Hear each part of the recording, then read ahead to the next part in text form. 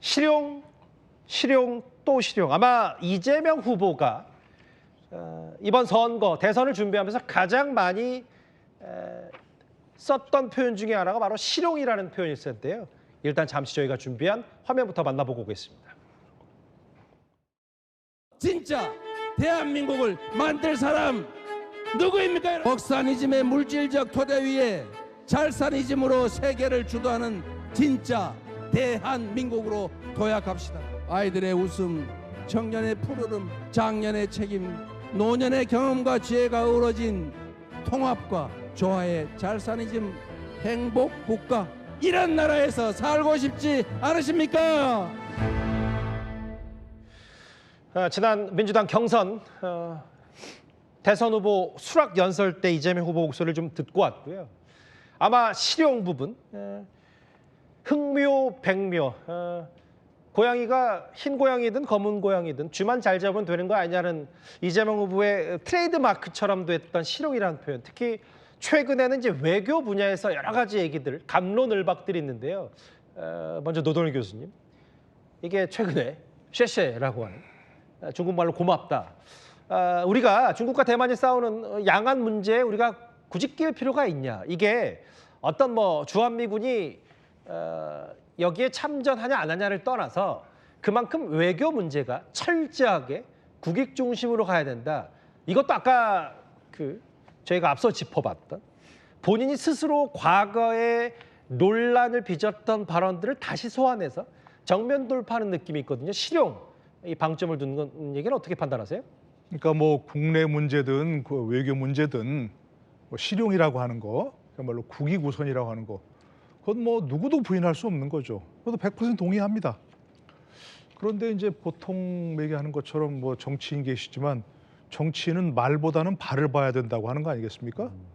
말은 그렇게 하지만 발은 딴 데로 가고 있다 그러면 그 발이 가는 방향을 봐야 되는 거죠.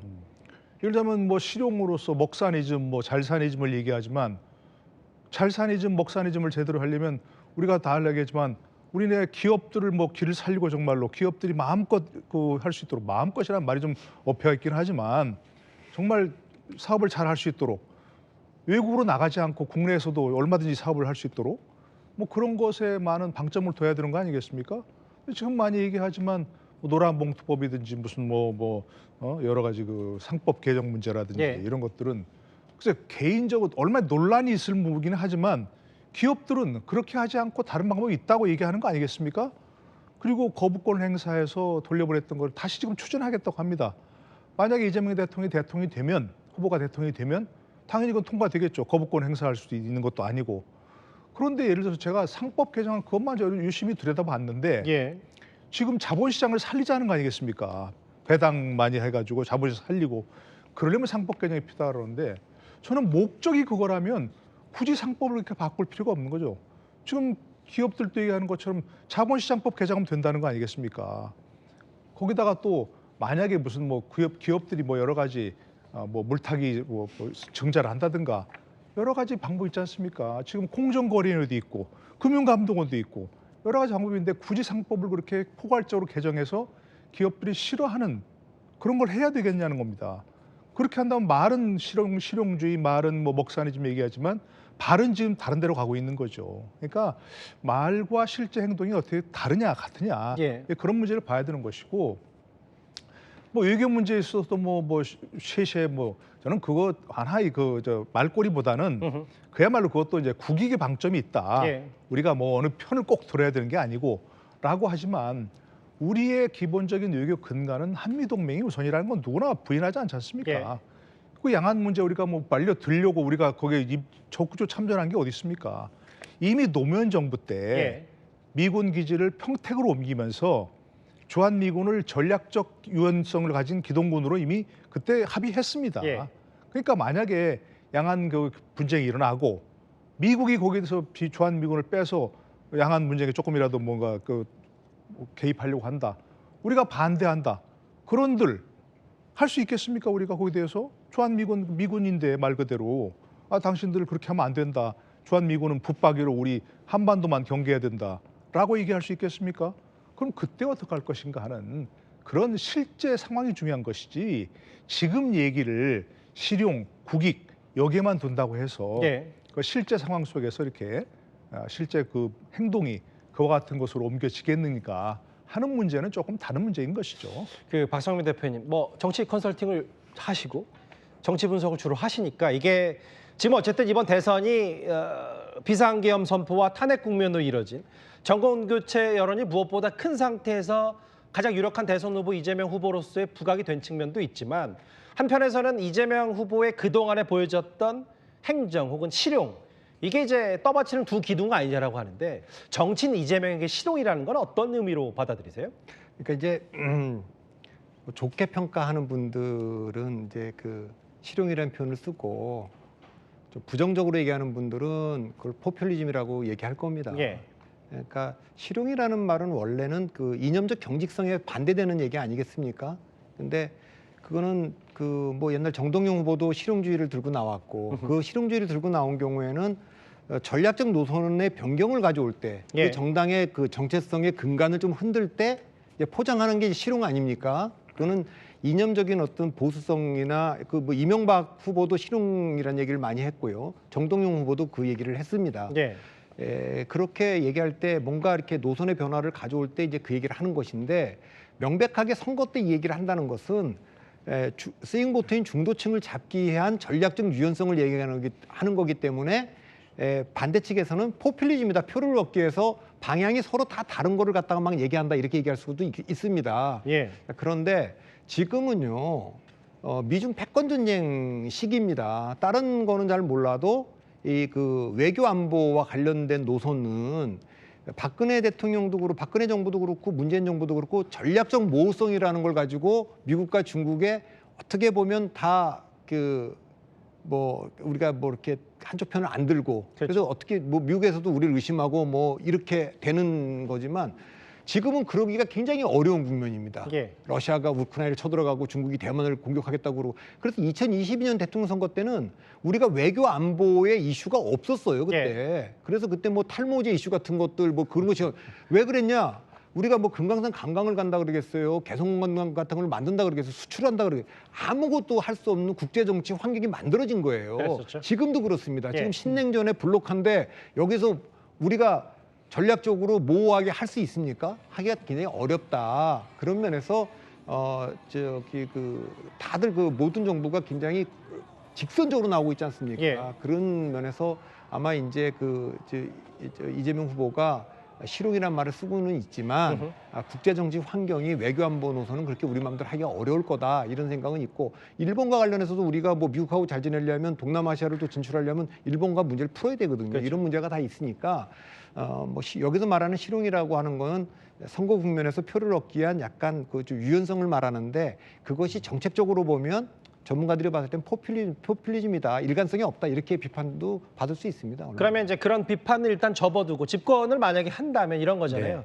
박수현 의원께서 문재인 정부에서 또 대변인, 청와대 대변인 수석도 지내셨으니까 아까 박성민 대표 지적은 이제 문재인 정부의 전략적 모호성은 이미 외교 지금 판에서 철진한 얘기고 어쨌든 반도체든 AI건 한밀 블록에 들어가야 되는데 그러니까 뭐 최근에 이재명 대표가 그래서 그런지 모르겠지만 쉐쉐도 말고 일본어로 뭐 감사합니다라는 표현도 쓰면서 얘기를 했는데 그러면 외교 정책도 문재인 정부의 것과는 전혀 다른 정말 그거야말로 진짜 실용 정책을 외교 쪽에서 이재명 후보가 추구하는 건지 어떻게 받아들일까요? 글쎄요. 지금 뭐 이런 걸 전제로 한번 말씀을 드려볼게요. 뭐 제가 외교 전문가가 아니지만 예. 문재인 정부의 첫 번째 청와대 대변인이었지 않습니까? 그 당시를 돌아보면 북한의 핵과 미사일의 도발이 거의 한 달에 한 번씩 있었어요. 그렇기 때문에 정권 초기에 한미 정상회담을 포함한 북한의 도발이 있을 때마다 미국과 일본, 그 주변국들과의 어떤 정상 통화라든가 이런 걸 통해서 엄청나게 많은 정상 외교를 할 수밖에 없지 않았습니까? 예. 그때 저는 첫 번째 대변인으로서 그 거의 모든 정상회담이나 정상 통화를 직접 참석을 해서 그것을 다 기록하고 그걸 정리해서 브리핑했던 사람이기 때문에 뭐 제가 아무리 전문가가 아니라도 그것을 외교 관계를 보는 눈은 당연히 제가 생겼을 거 아닙니까? 예. 자, 실용이라고 하는 건 이런 겁니다. 우선 지금은 미국의 경우를 한번 보십시오. 트럼프 대통령이 볼 때 지금 동맹이 어디 있습니까? 동맹에게도 가감한 또 가혹한 관세를 부과하는 관세 정쟁을 하고 있지 않아요? 그리고 또 이념 이런 것이 어디 있습니까? 예를 들어 도움이 된다면 사회주의 국가인 베트남하고 손을 잡고 하지 않아요. 그렇기 때문에 지금은 자국 국가 우선 최우선주의라고 하는 그런 어떤 실익, 국익을 중심으로 한 모든 국가의 정책이나 전략이 그런 겁니다. 예. 그래서 저는 그것을 국가 대항전이라고 이야기를 해요. 지금은 그러기 때문에 굉장히 유연하고 모호하게 어떤 그때그때의 사안에 따라서 대응할 수 있는 그런 유연성과 모호성이 지금이야말로 필요한 때다 이런 생각을 하고요. 그다음에 이제 그 실용을 강조하지만 그것이 선거 전략일 것이다. 결과적으로 실천이 문제다라고 이제 말씀하시면 맞습니다. 그러나 이재명 후보에게 더 그걸 기대해 볼 수 있는 것은 예. 이재명 후보는 자치단체장을 했어요. 기초단체장, 경기도지사, 광역단체장을 했어요. 단체장이라고는 행정을 해보면요. 실용을 길을 걷지 않고는 할 수가 없어요. 그 많은 이해관계가 충돌하고 갈등 과제가 생기는데 그것을 어떻게 이념과 내 주장만 가지고 그걸 해결하겠습니까? 그런 많은 갈등 과제를 실용적 관점에서 해결해온 그런 어떤 경험이 쌓인 이재명 후보이기 때문에 물론 실용이라고 하는 것을 중도 확장을 위한 선거 전략으로 볼 수도 있습니다만 예. 그 실천력을 이야기한다면 이재명 후보만큼 그 실용 노선을 실천할 수 있는 강한 경험과 의지와 이런 어떤 것들이 쌓여있는 후보는 없다. 그것은 분명히 믿어도 된다. 그것은 외교 안보에서도 틀림없이 적용이 될 것이다고 말씀드리고 마지막 한 말씀만 붙이면 예. 국제관계는 이런 것 같습니다. 전에 바이든 정부의 초대 국무장관인가요? 그분 제 이름이 잘 생각이 안 나는데 그분이 처음에 바이든 정부가 출범할 때 중국과 한국의 관계에서 뭐라고 했냐면 예. 한국과 중국은 아니 미국과 중국은 경쟁적이고 적대적이다. 이렇게 멀리 떨어져 있는 우리도 그런데 가까이 붙어 있는 한국과 중국의 관계가 오죽하겠냐. 우리는 충분히 한국의 입장을 이해한다라고 이야기했어요. 예. 그렇기 때문에 우리 국익을 최대로 중심으로 하면서 중국을 상대로든 미국을 상대로든 그들의 이익을 해치지 않으면서 우리 이익을 명분을 가지고 설명하는 이 어떤 국가 전략은 외교 전략은 어느 나라 대통령이든 어느 나라든 똑같습니다. 예. 셰셰나 감사합니다. 예, 우리나라보다 더 큰 나라의 대통령들도 우리 대통령을 만나려면 셰셰라고 하는 것은 너무나 많은 연구를 통해서 그렇게 다 하게 돼 있어요. 그걸 안 하면 바보입니다. 그렇기 때문에 저는 이 문제에 대해서만큼은 제가 경험했던 시각으로 외교 관계를 보면 그렇더라. 그리고 지금의 국제 정세는 트럼프 행정부가 들어서면 특히 그런 실용 노선과 전략적 모호성과 이런 것들이 함께 있어야 될 예. 아주 중요한 시기다. 자치단체장을 통해서 갈등 과제를 실용적 관점에서 해결해온 이재명 후보는 그런 실천력에서도 충분히 아마 믿을만 할 것이다라고 하는 말씀을 드리는데 우리 두 분께 제가 좀 길게 말씀드려서 미안합니다. 예. 아니 저는 정말로 그렇게 되길 바랍니다. 예. 아까 말씀드린 대로 뭐 모든 면에서 실용이 최우선이어야 되는 거죠. 근데 우리가 첫 번째 논의했던 뭐 원가 100이 커피 원가 120 뭐 이런 걸 지금도 고집하시는 걸 보면 제가 그때 얘기하지 않습니까?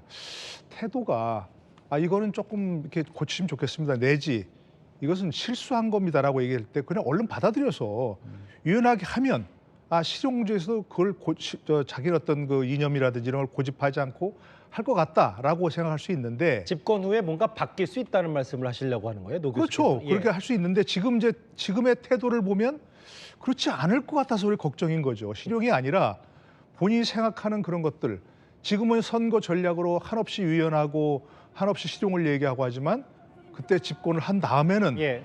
달라지지 않겠는가 하는 걱정을 할 수밖에 없는 거죠. 저는 지금 말씀하신 대로 정말로 그렇게 실용적인 돼야 되는 것이고 외교 관계에서도 그런 경험이 많고 하는 사람들의 조언을 들어야 되는데 박 의원께서 그런 조언을 들 때 이러이러한 할 때 과연 이재명 대통령으로서 예. 그런 것들을 잘 받아들이실까 하는 거 걱정할 수밖에 없다는 거죠. 좀 들어서.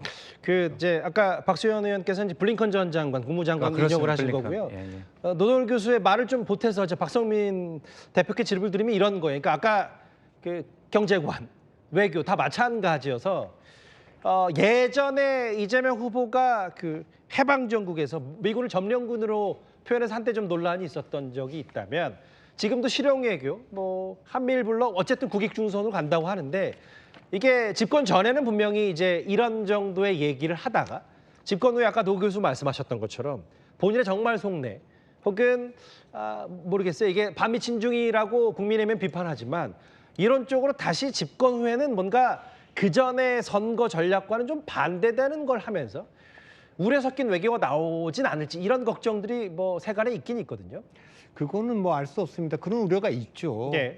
그 2017년 경선 당시에도 또 그 뭐 대한민국은 뭐 친일파와 미군정이 세운 나라다 이런 얘기가 있었고요. 그 뭐 이번에 탄핵안에서도 1찬 그때 뭐 뺐습니다만 부결됐습니다만 뭐 외교 기조를 갖다가 탄핵의 사유로 넣기도 하고 그러니까 그런 우려가 많이 있고 그 다음에 뭐 조금 뭐 진보당과의 관계도 사실 우려하는 분들이 좀 있고요. 예. 이제 그런 것들은 다 있습니다.